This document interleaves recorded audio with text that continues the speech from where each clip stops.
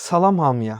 İngilis dilində və ya IELTS imtahanında daha yaxşı, daha akademik və daha axıcı danışa bilmək üçün biz mütləq şəkildə bizim səviyyəmizi daha yuxarı göstərən və ya IELTS mock examda bizə daha yüksək bal gətirən bəzi əzbər, şablon cümlələri bilməliyik. Həmçinin IELTS-ın real imtahanında. Bu bizə kömək edir ki, bəzən hansısa bir ideya haqqında fikirləşmək üçün və ya vaxt qazanmaq üçün və ya nitqimizdə təbii olaraq yaranan pauzaları, dayanmaları, duruxmaları doldurmaq üçün biz mütləq şəkildə ki, bu şablon cümlələrdən istifadə edə bilərik. İlk olaraq, maybe some people disagree with me, but as far as I'm concerned.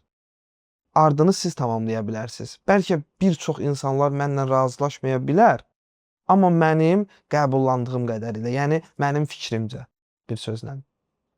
Növbəti, I would like to talk about experience which had profound impact on me və ya that had profound impact on me.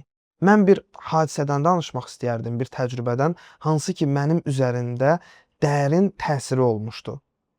Baxın, gördüyünüz kimi burada profound impact, yəni IELTS examinerlər bu kimi vokablarını daha çox sevir və daha yüksək balla dəyərləndirə bilir. Amma təbii ki, yerində və doğru istifadə olunmalıdır. Yəni necə gəldi, harda gəldi, yerli yersiz istifadə olunmamalıdır.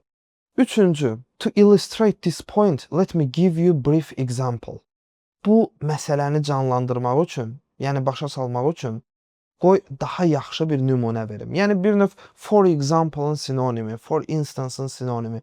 Amma burada gördüyünüz kimi söz sayı daha çoxdur, nitqimizi daha uzun müddətli eləyir və daha akademik görünür.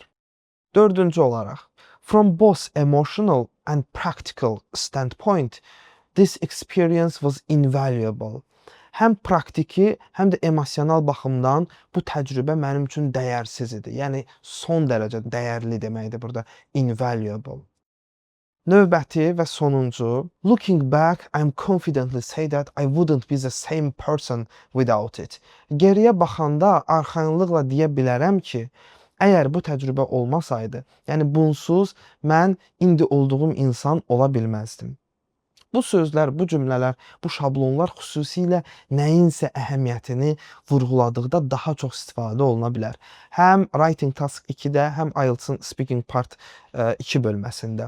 Xüsusilə nəyinsə əhəmiyyətini vurğuladıqda bir yox, bu cümlələrdən bir neçəsini də yerinə və konseptinə uyğun olaraq istifadə edə bilərik. Bugünlük bu qədər yoldaşlar.